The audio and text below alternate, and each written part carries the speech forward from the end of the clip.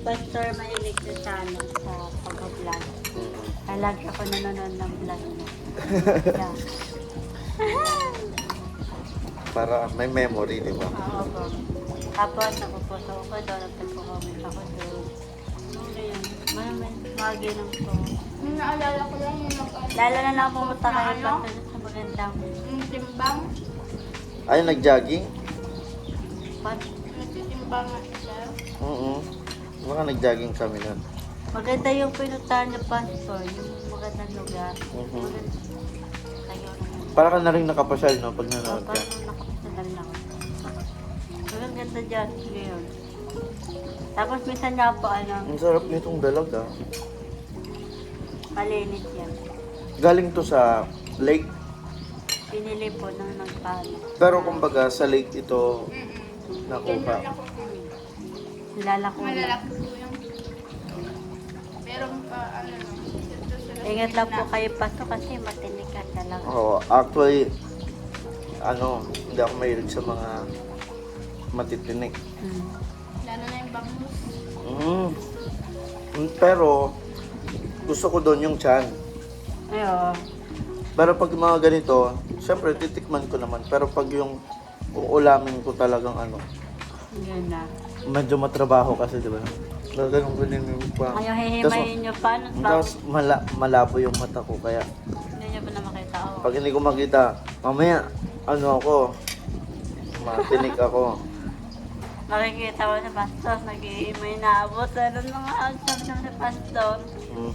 Ayun nga po, matinik sa trabaho. Okay lang Di ba? Nakakatam. Minsan, hindi naman minsan.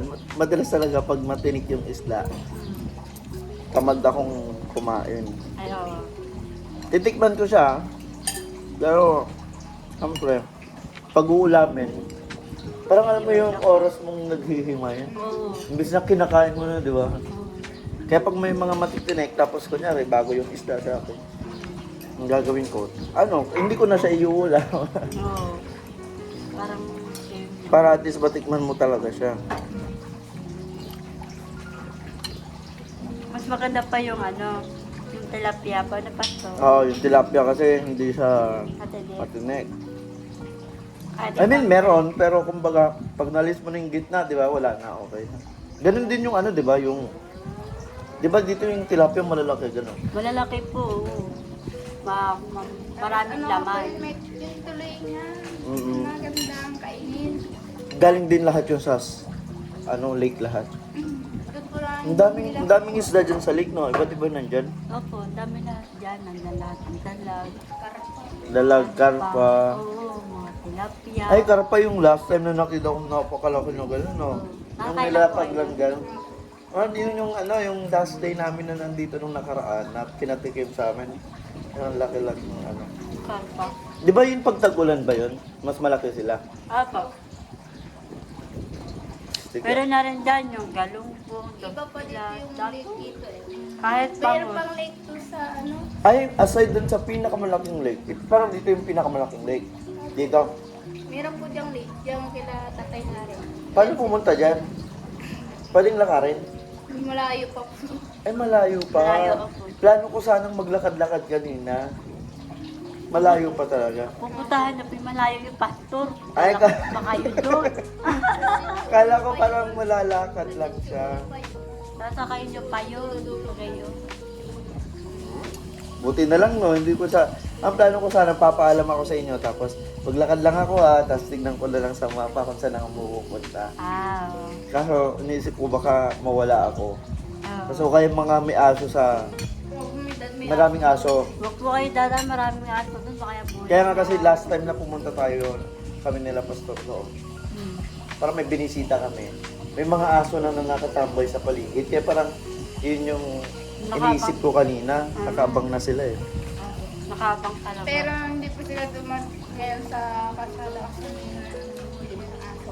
May nahuhuli ng aso. Pag Takot na yung tinanong aso. natin. Pag alam na nila nandiyan na yung manghuli, takbo. Ay, pati yung aso, alam na rin nila. Alam na po nila. Huwag takot na sila.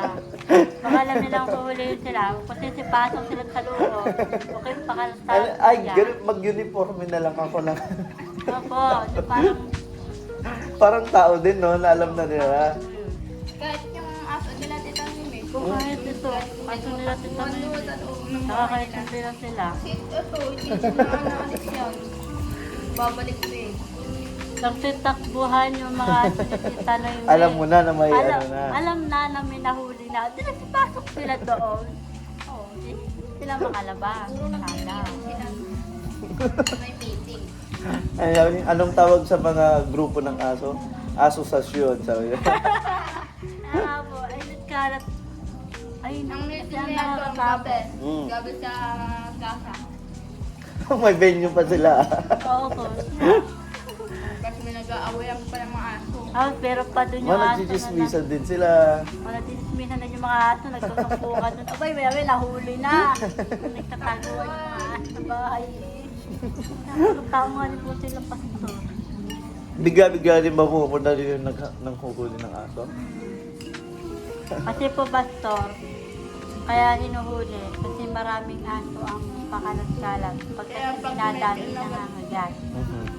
May nakagat, sigay yun. Sinabol ang aso, nakagat. Siyempre pera din. O kaya ang Gastos na ginagawa, naman, no? Gastos na naman. Pag Gastos nung nakagat o kaya tatago na yung may-ari. Kasi Si Tito Sonia, ano yung aso niya, bagong anak niya nagat si Tito Joe. Sinagat si Tito John ay matapang Sabi si niya, wala Pati. akong pera.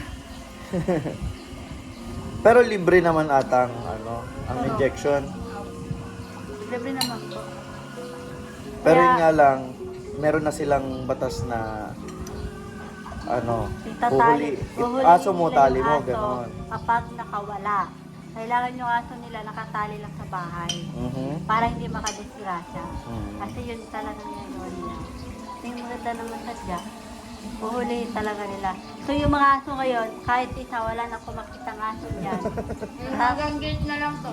Hanggang gate lang talaga sila pastor. Pero hindi pa rin safe na lumabas ako na maglakad-lakad mag-isa. Opo, kasi bigla ako Biglaan to. Mm. Kahit nasa, Kasi hindi rin nila alam na nanghuhuli ako na. mag ano kayo pastor, mag-uniform tayo na galing sa barangay. Takot na yung mga aso. Pero kasi wala na ako nakikita ng aso hanggang gate lang sila. Pero pwede naman pa kayo lumita. Mhm. Kasi yung mga aso nila nakatali. Nalain bumang paata, pastor.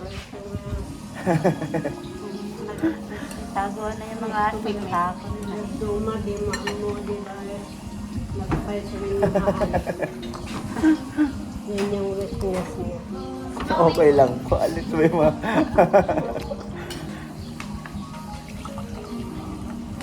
Namang rogi nga, distoryan, di na mo titong mo. Nalang agarano.